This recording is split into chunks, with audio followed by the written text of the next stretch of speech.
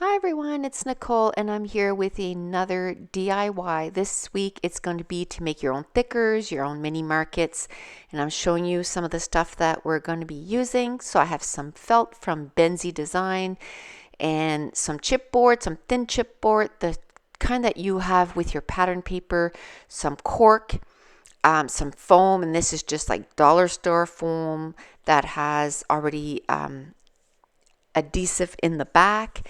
And then I'm going to be using some stamps. And for the mini market, and I've had so many questions about that. The kind of stamps that I'm using is from Paper Tray Ink, and it's called Type Strips. And there's 1 and 2, and then you can buy the die, which I'll show you later. The die is only $5 and the stamp is $22, and it makes perfect little mini market stickers. But first, we're going to be using this die. This is a My Favorite Things die, and I guess it would be to get the size of die that you would use the most. I find a 1-inch die, like the 1-inch letter, is the best for me. So I'm going to be using, the first one was some foam. This is some cork. And then this is the chipboard, like I said, that comes from behind a pattern paper. So it's thicker than paper, but not as thick as chipboard. So then those little dies can cut them. Now my favorite pattern paper to use to make alphabets is 6x6 pattern papers, because the pattern is smaller and it'll fit better, inside of the letter. So my Cuttlebug is quite old. So you're going to see me struggling a bit because I have to add some shims to it. And I haven't used it in a while, so I forgot that I had a metal shim. So you can use some pattern paper or some cardstock if you don't have the metal shim, but the metal shim really works really well. And another thing we're going to do is use cardstock, and then you use some liquid glue, and it's the aqua glue. And I'm going to be showing it a little later. And if you want to make it look like thickers, that's the best glue for that. And you keep putting it on top and on top, and then at the end, your letter feels like a thicker, like it feels like chipboard. And so I really like that. Now these little alphas here, they're from Dynamics, I think. Really super cute.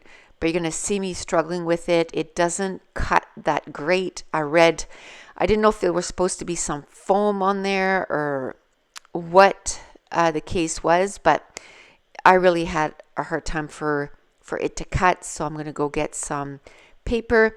I don't think I ever put my metal shim with that. Next time I'm going to try my metal shim. So I get, a letter or two to come off. I probably should have used my metal shim. What happens is after a while, the rollers on your Cuttlebug kind of separate, so it's not as tight as it rolls. So you need to add more and more shim. And my Cuttlebug, I've had it for a long time. I could probably just put it on my Big Boss, or I have the Teresa Collins one too. So I'll probably try one of those two next time to see if it works a little better. But they're super cute. They're just about half an inch. Quarter of an inch, half an inch tall. So just a perfect little size of letters that you can use, for smaller titles.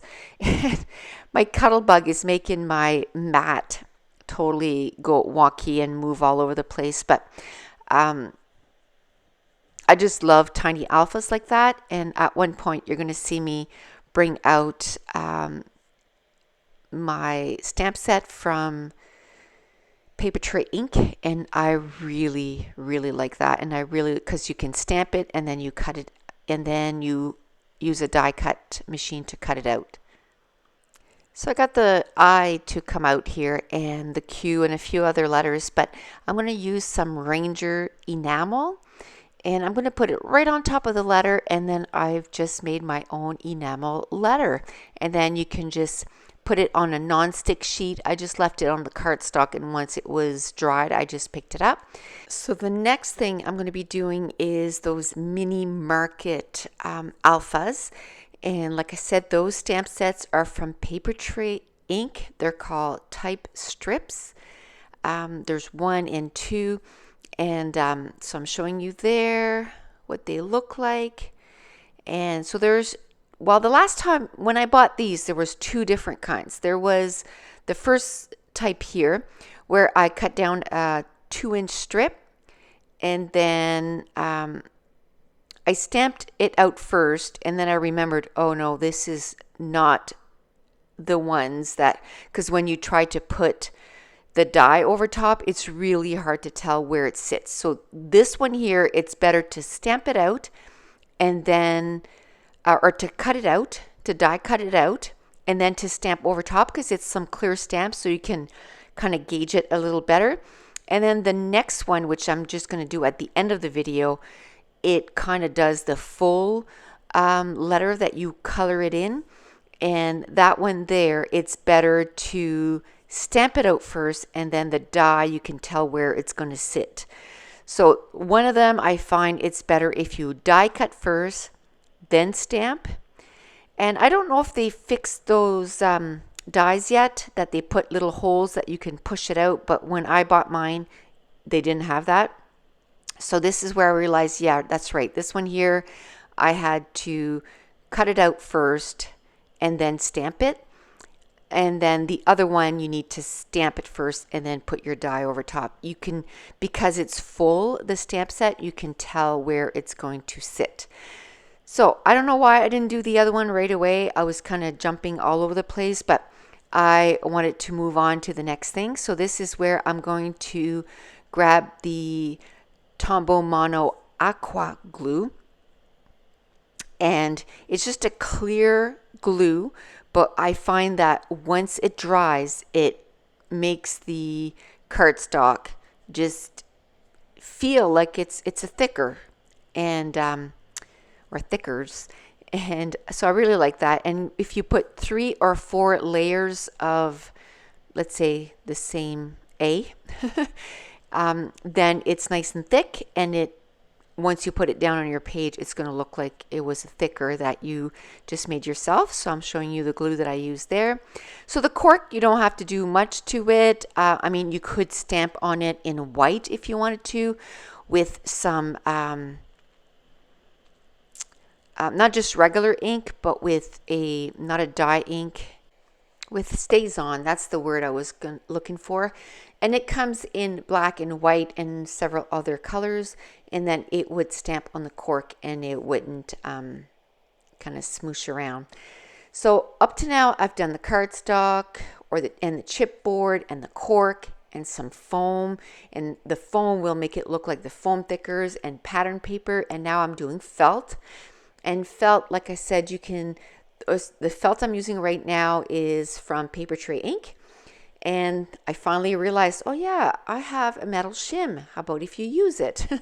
So I went to get my metal shim, and it works so much better. And so then I did the felt. And now I thought it'd be fun if I stamped on some cardstock and then use that to cut out. So I'm going to stamp, these are Paper Tray Ink stamps again, and it's just sort of like background-ish stamp sets. And I'm going to add some ink in the navy blue, and it's the Hero Arts ink.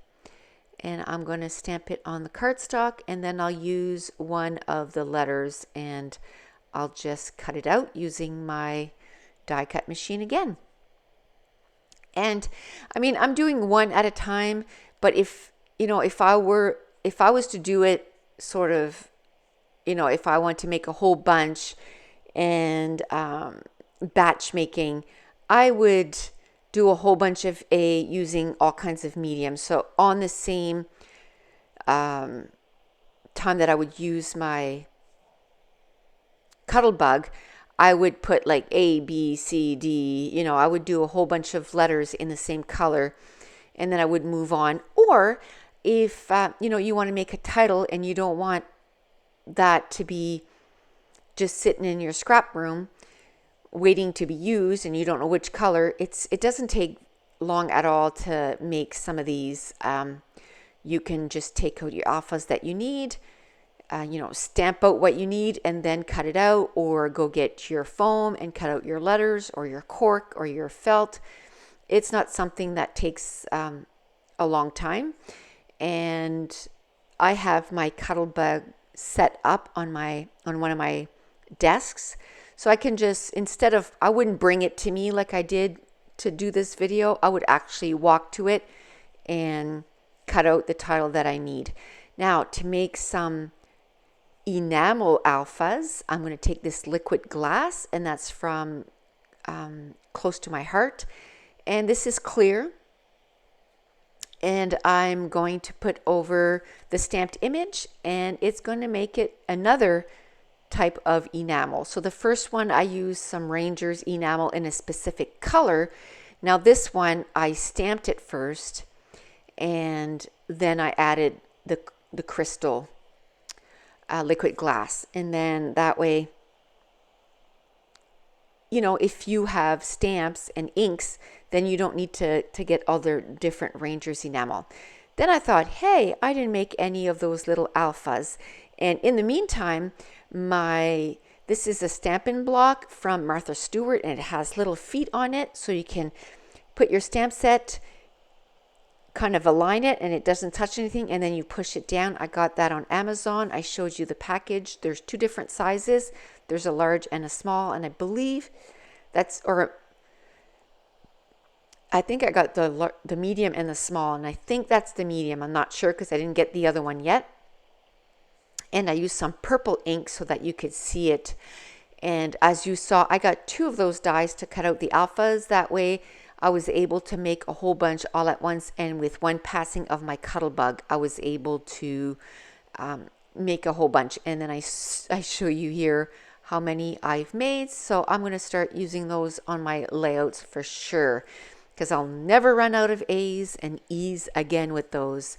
And as you saw on one stamp set, I just stamped one out, but there's uppercase, lowercase, and then a different font. And here I'm showing you close-ups, all the different alphas, the chipboard, the foam, the felt, the cork, and then the stamped, and also the stamp sets from Paper Tray Ink, making my own mini markets. And that's it. That's going to complete this DIY, and I thank you so much for watching. Bye.